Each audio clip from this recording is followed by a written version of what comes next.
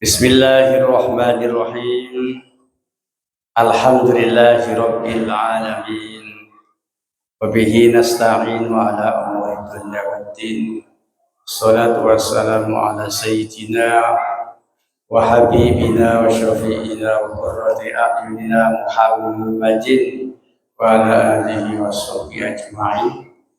Qala rabbi shrah li sadri wa yassir li amri wahlul 'uqdatam min lisani yafqahu qawli. Amma ba'du.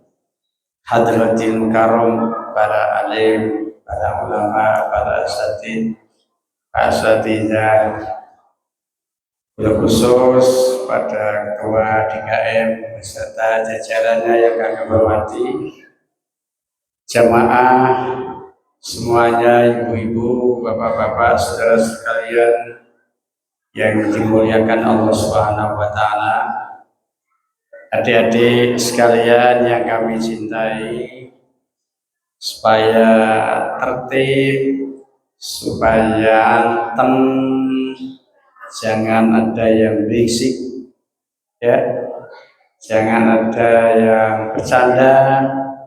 Kalau masuk masjid harus khusyuk, harus tadarruk, harus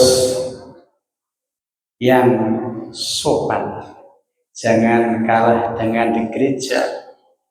Begitu masuk tertib, begitu nangis bareng, tertib sekali.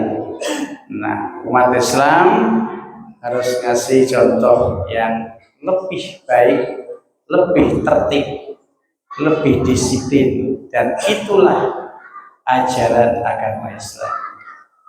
Hadirin jamaah yang dimuliakan Allah Subhanahu wa taala, kultum pada malam hari ini temanya adalah ancaman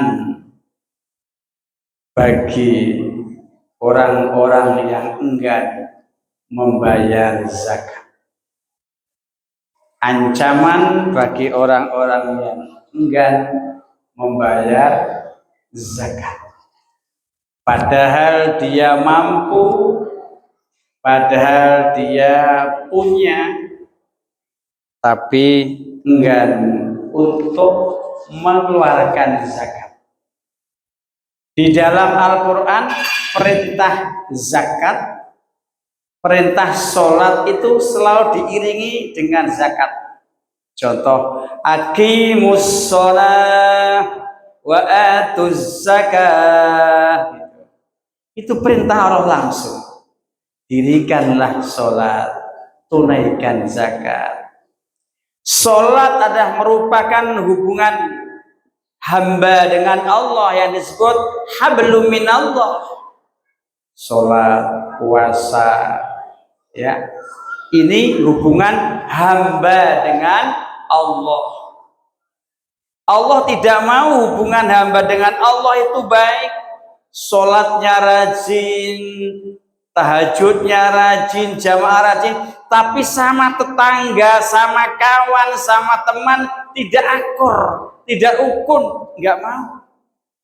Maka sebagai bentuk manusia itu sosial, maka wa'atuz zakat, tunaikan zakat sebagai bentuk sosial terhadap sesama manusia.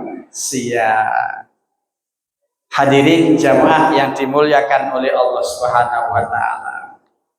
Ayat tentang ancaman zakat berada di dalam surat At-Taubah ayat 33 kalau salah. Wallazina yaknizuna az-zahaba wal fiddata wa la yunfikuna fi sabilillah fabashshirhum bi'adzabin alim. Wallazina yaknizuna az-zahaba wal fiddata wa la yunfikuna fi sabilillah fabashshirhum bi'adzabin alim.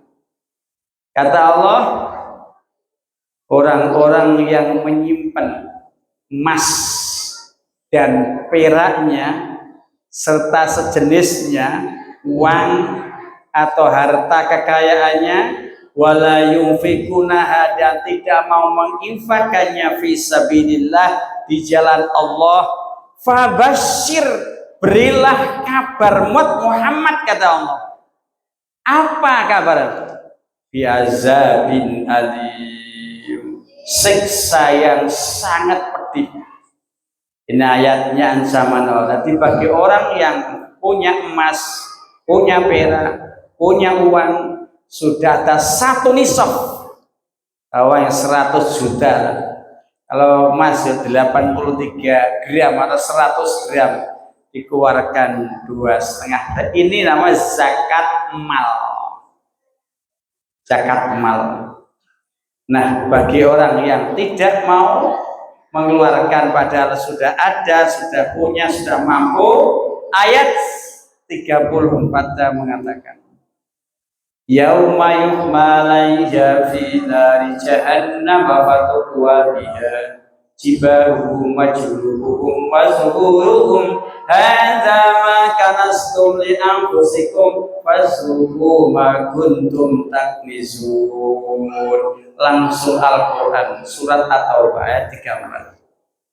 Yauma yuhma 'alaiha fi nari jahannam, emas yang kamu simpan, perak yang kamu simpan, uang yang kamu simpan akan dipanaskan di dalam neraka jahanam oleh Allah Subhanahu wa ta'ala.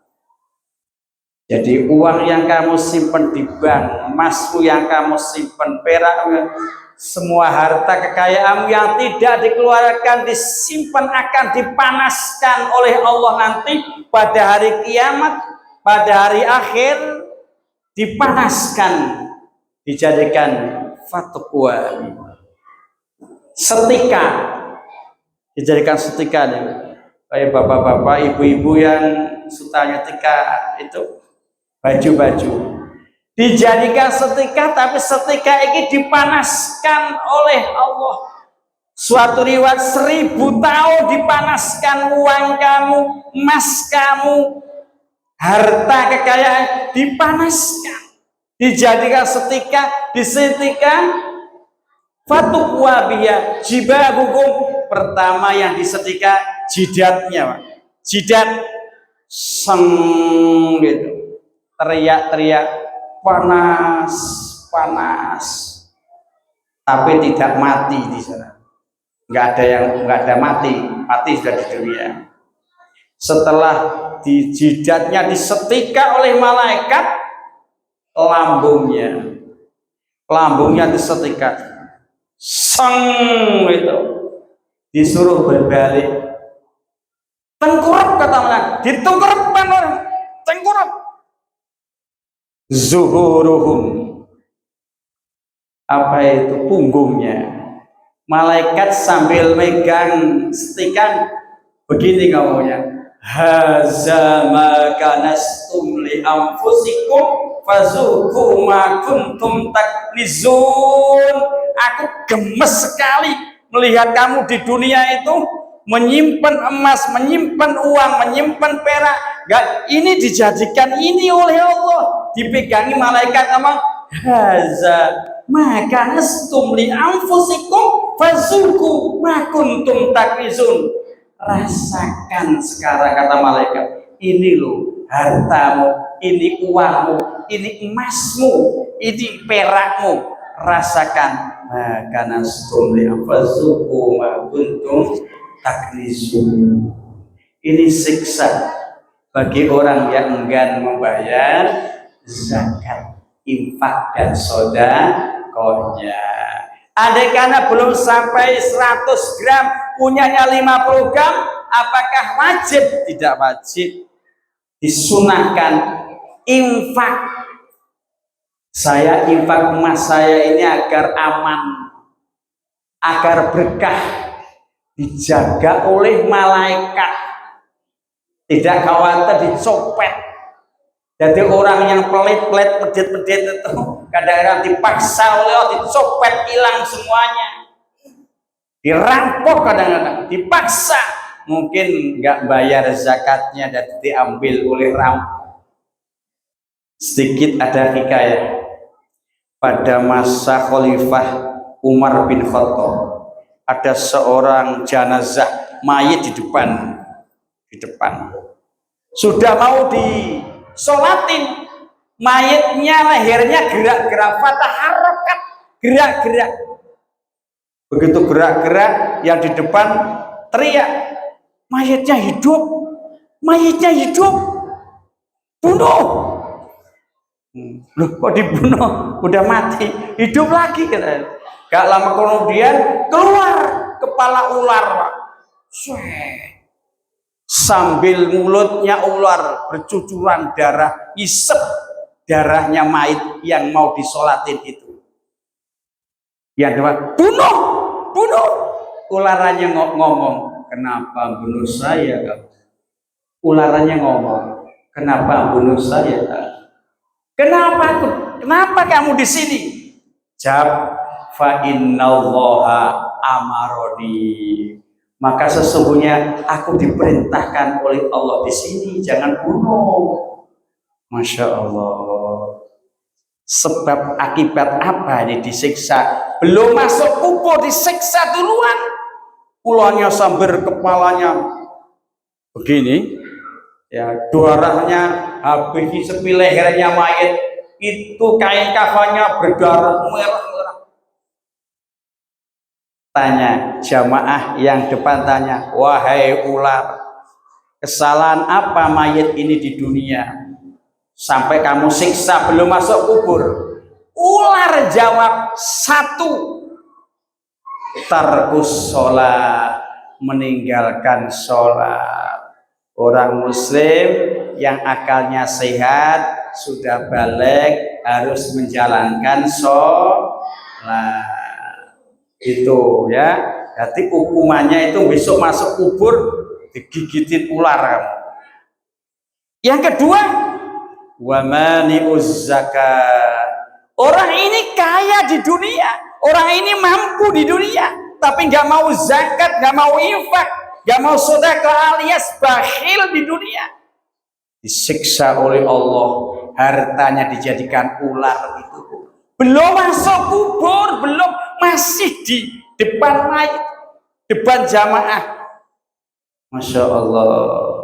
Tiga kesan, wa'akul walidaini. Orang ini ketika di dunia durhaka kedua orang tuanya. Masya Allah. Maka yang masih punya orang tua, terutama ibunya, muliakan di bulan yang agung. Kalau hidupmu ingin berkah, kalau hidupmu ingin mudah, usahamu pengen lancar, gajimu pengen meningkat, pangkatmu pengen meningkat, sayangi ibumu, cintai ibumu, muliakan kedua orang tuamu, nanti akan diangkat derajatnya oleh Allah. Ini sama orang tuanya pelitnya setengah mutiar, sama orang tuanya dibentak-bentak, mah sini mah, ambil mah, emang pembantunya kayak gitu. Masya Allah. Ini ada juga ustadz yang kayak gitu. Saya bilang, loh, kamu ustadz kok manggil ibunya kok budik pak ustadz? Jawabnya kayak gitu. Kamu ustadz kok manggil kok kayak gitu? Mah ambil mah. Enggak apa. Wong, walatan harhuma. Bisa nggak boleh. Kamu kok mameh kayak ustadz kok gitu. Kata dia jawabnya, budik pak ustadz. Ayo budik diparani pelan-pelan, jangan kayak gitu dong. Oh, ibunya kok dibentak-bentak kayak gitu. Saya tegur langsung teman saya, ustadz panggil ibunya bentak-bentak kayak gitu, kualat loh kamu itu. Kamu itu kok kayak jarkoni, ngajar raiso ngelakoni, tak gituin langsung mah. Manggil, mah itu ambil mah, ada ayam itu mah, pel mah. Masya Allah, pembantumu atau ibumu itu? Kenceng-kenceng, jawabnya apa? Budek pak ustadz. Katanya budek. Ya budek jangan begitu caranya, paranin yang sopan. Mah itu caranya, mah ambil mah itu mah. Jangan itu. Itu namanya kasar terhadap orang tuanya. Masya Allah, jangan sekali-kali. Tiga kesalahan ilah akibat mayit yang mau disolatin digigit ular duluan sebelum masuk kubur. Biar apa? Menjadi peringatan orang yang takziah. Ini loh siksanya orang yang meninggalkan sholat, siksanya orang yang mau zakat, siksanya orang yang durhaka terhadap kedua orang tuanya. Semoga kita dihindari dari hal itu. Amin ya rabbal. Assalamualaikum warahmatullahi wabarakatuh.